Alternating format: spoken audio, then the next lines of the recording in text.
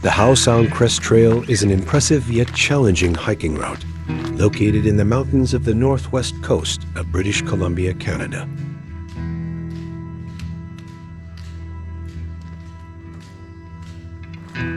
This trail offers travelers breathtaking views, pristine alpine lakes, and an opportunity to immerse themselves in nature. The trail stretches between the Cypress Mountain Resort and Portu Cove, designed for 1 or 2 night stays, and crosses several peaks along the rocky ridges of Howe Sound.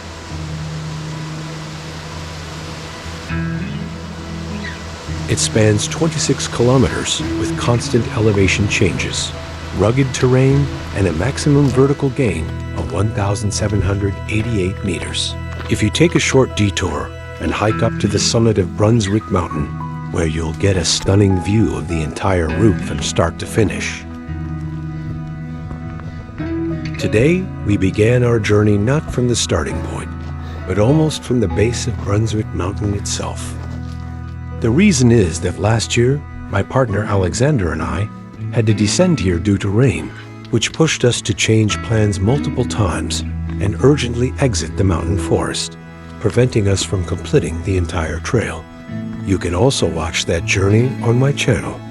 A link to the video of our full journey will be in the description below. Therefore, today we decided not to repeat the entire trail, but instead to head straight to the summit of Brunswick Mountain, which we hadn't reached last time, and finally complete the Howe Sound Crest Trail. From the intersection that leads to different trails, the first viewpoint of the bay opens up. Here, we decided to take off our heavy backpacks, rest for a bit, and dry our wet clothes while we lightly ascend the mountain and return to continue our journey.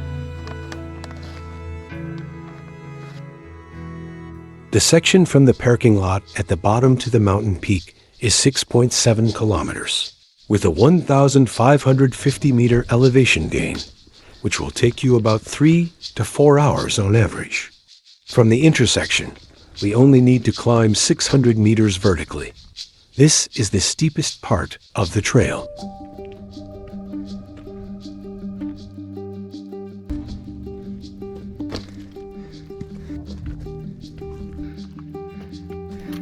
At first, you'll reach a small saddle where you can see Hanover Mountain and Sky Pilot Mountain, which we've also already ascended. The video of that hike is available on my channel. In 1859, the first mentions of Brunswick Mountain appeared. The mountain was named after Captain Brunswick, who commanded a flotilla alongside Captain Hutt and Captain Harvey.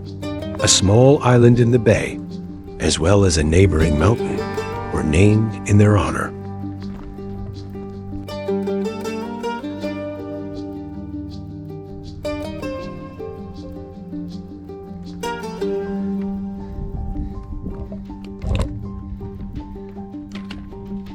Next, we turn right and ascend a little higher. To reach the peak of the mountain, you'll need to walk along a narrow upper ridge, descend, and then climb again. Only then will you truly reach the summit.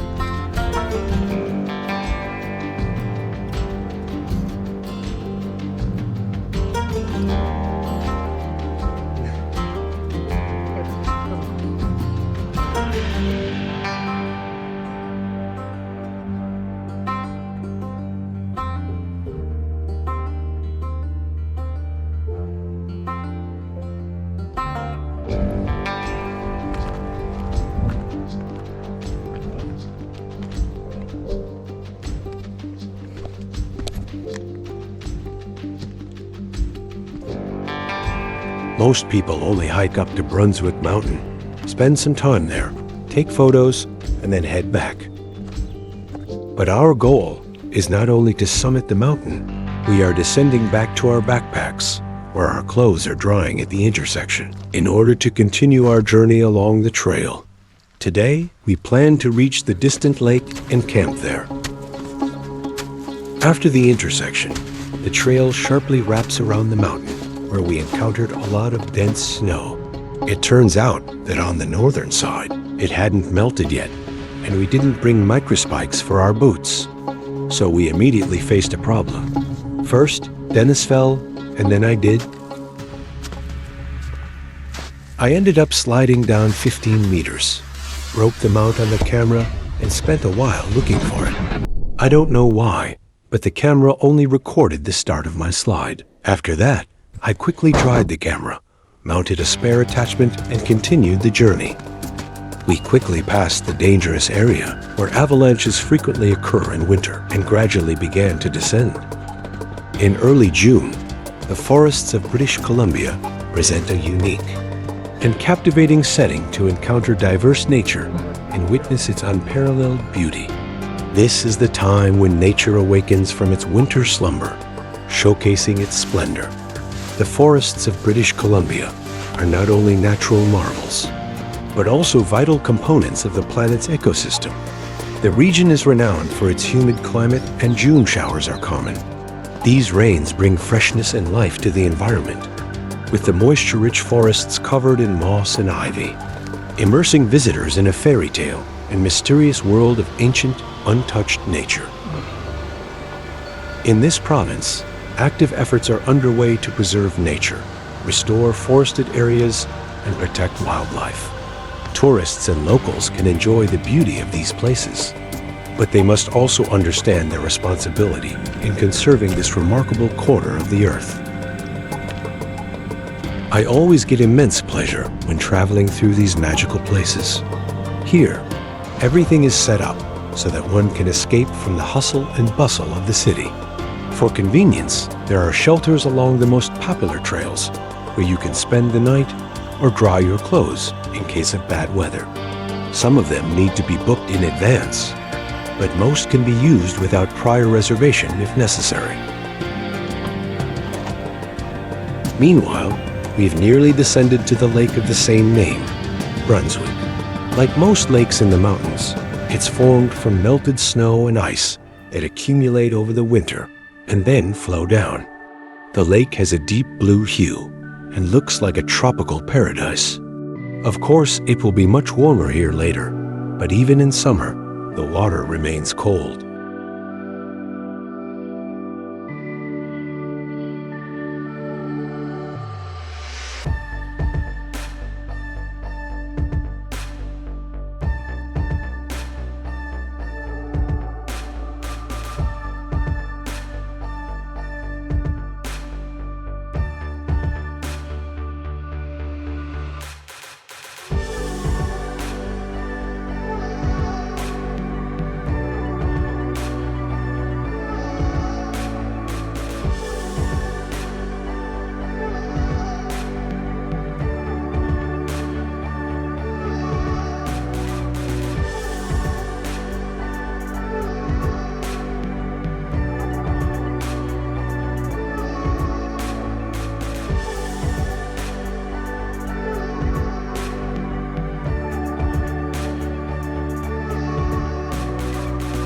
We tried to wade across the lake at a narrow spot, but the water was so icy that our feet immediately went numb. So we decided to ditch this idea and walk around it instead. It wasn't too much of a challenge because of the small size of the body of water.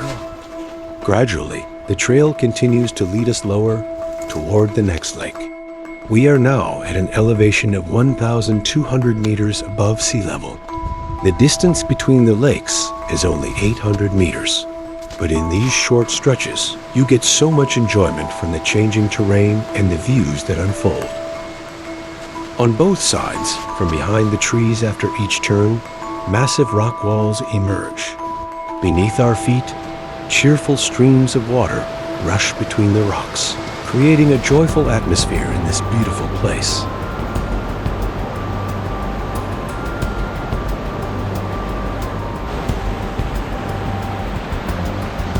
Only after completing the entire Howe Sound Crest Trail do you realize why it's considered one of the most scenic and unforgettable hikes in this mountainous region.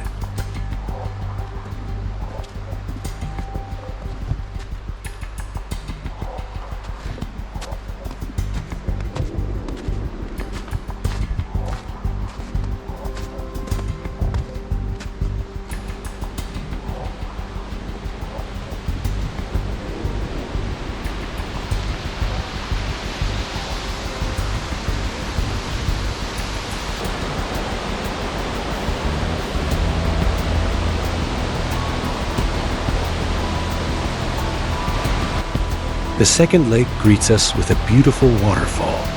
It's formed by the streams we crossed just minutes ago and cascades down the trail. The approximate height of the waterfall, by my estimates, is about 30 meters. We spent almost 20 minutes at this spot, soaking in the scenery.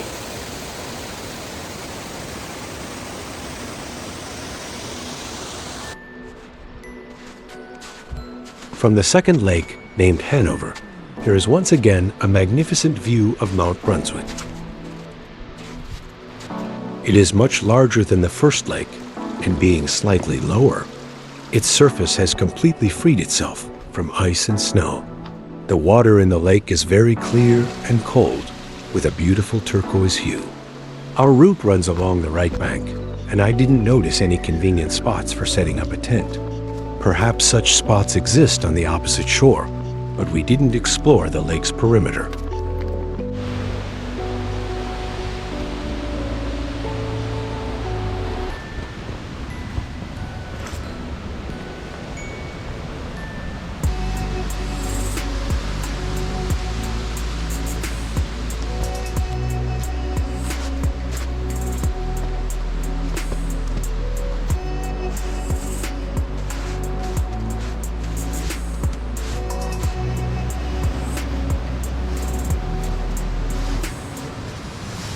To reach the third lake named Deeks, the trail smoothly transitions diagonally to the opposite side via a creek that connects all three lakes.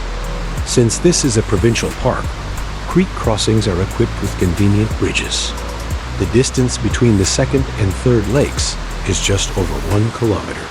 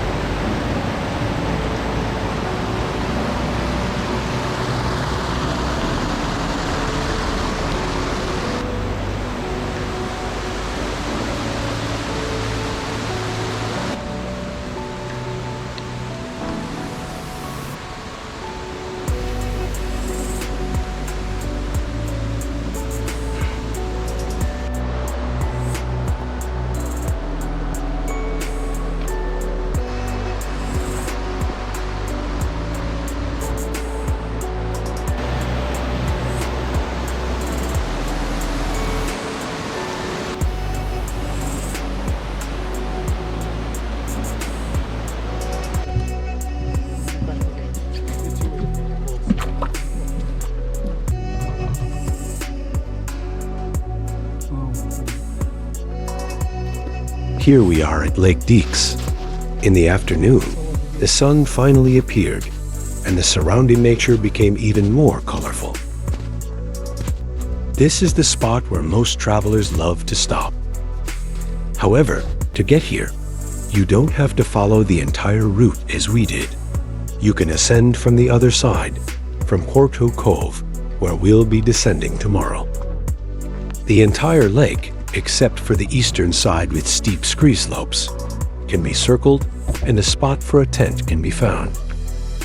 However, keep in mind that in good weather, this place can be quite crowded, and if you arrive late, finding a free spot to camp may be challenging.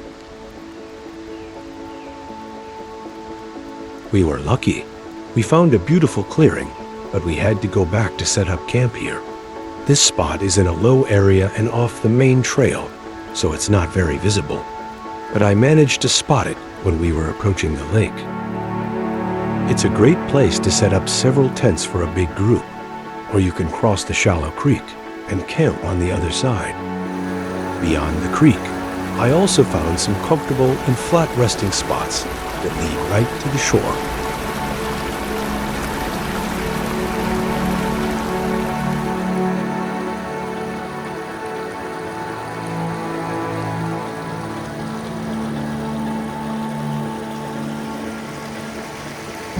The day is nearing its end, and we are quite hungry. We only made a few small stops throughout the day, so it's time to enjoy a proper dinner.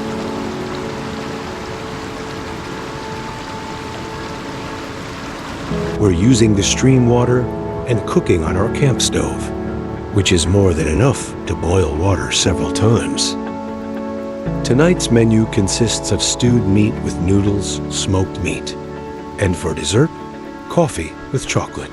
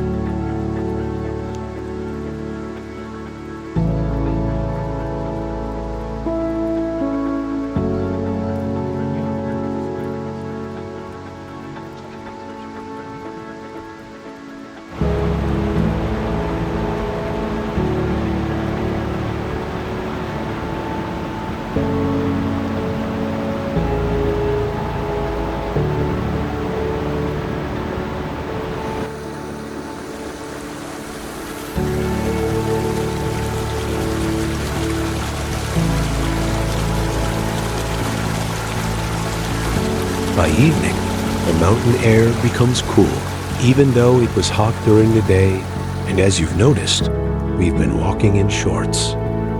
So, don't forget to bring warm clothes if you're camping out.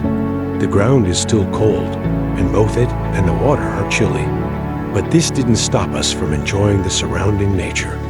We waited for the sunset, had another cup of coffee, and went to bed.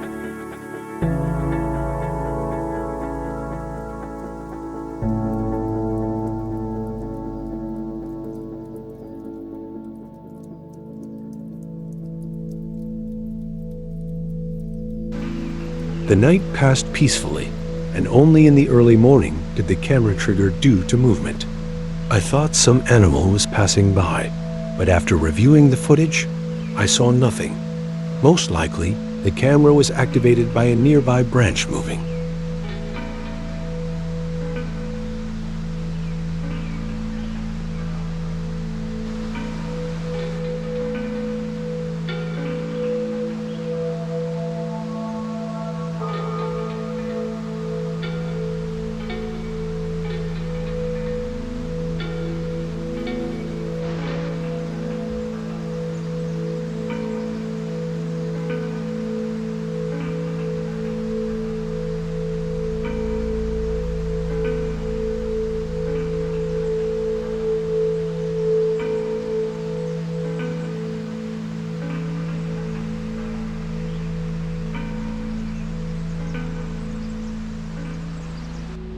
It's 8:40 a.m. now. We've already had breakfast, packed everything back into our backpacks, and are ready to continue our journey. We're heading out from our secluded spot back to the main trail.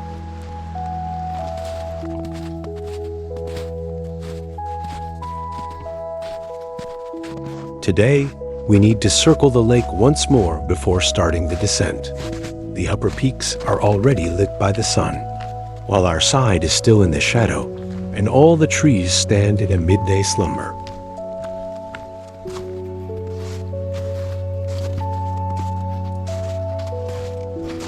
But as soon as we hit the sunny side of the slope, It quickly got hot. Surprisingly, there are almost no tents in the morning. It seems that everyone who stayed here went down late last night, as we could still hear voices from across the lake.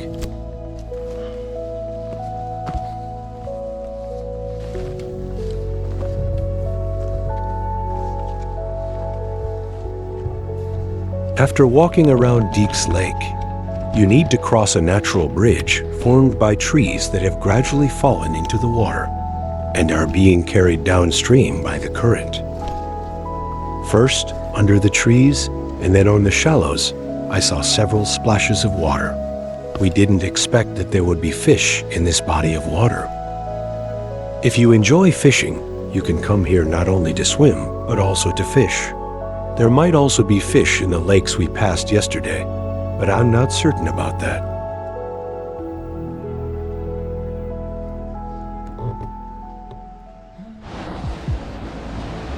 From the lake to the highway parking lot, there's still 6 kilometers to go, with a 1,000-meter elevation change.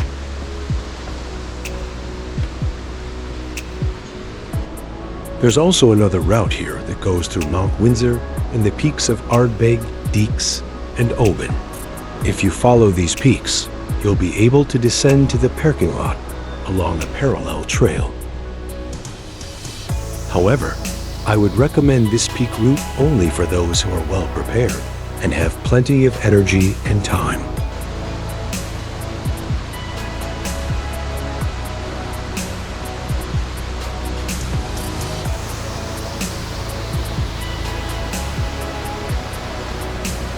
Meanwhile, we come across another waterfall, which is nestled between rocky outcrops and is just as beautiful as the others along the way. This is the same creek that runs along the trail through the 3 lakes, and we've crossed it a few times already.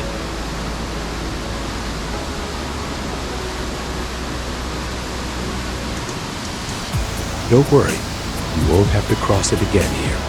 Just a bit lower, we'll part ways with the creek and the trail will veer off in another direction.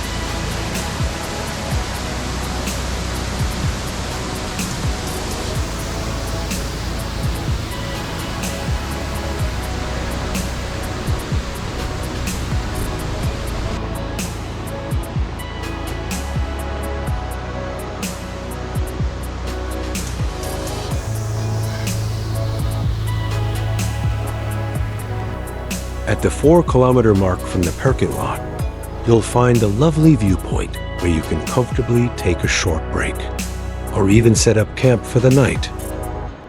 From here, you can see a nice view of the bay through the treetops. And below, about 30 meters beneath you, Deeks Creek is still flowing noisily.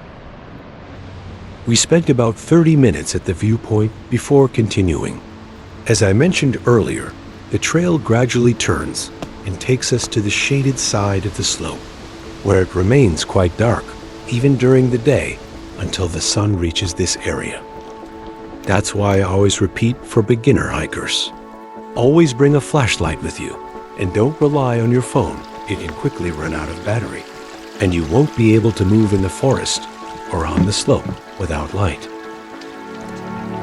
Our hike is almost complete, and I'd like to wrap up with a few more useful recommendations. If you're watching just this part and haven't seen my other reports about this trail, you might have noticed that the route is difficult and requires good physical fitness. Keep in mind that the video only shows some segments of the trail, so it might seem easier than it actually is. Make sure you prepare thoroughly, study the route, and ensure you have a detailed map or GPS.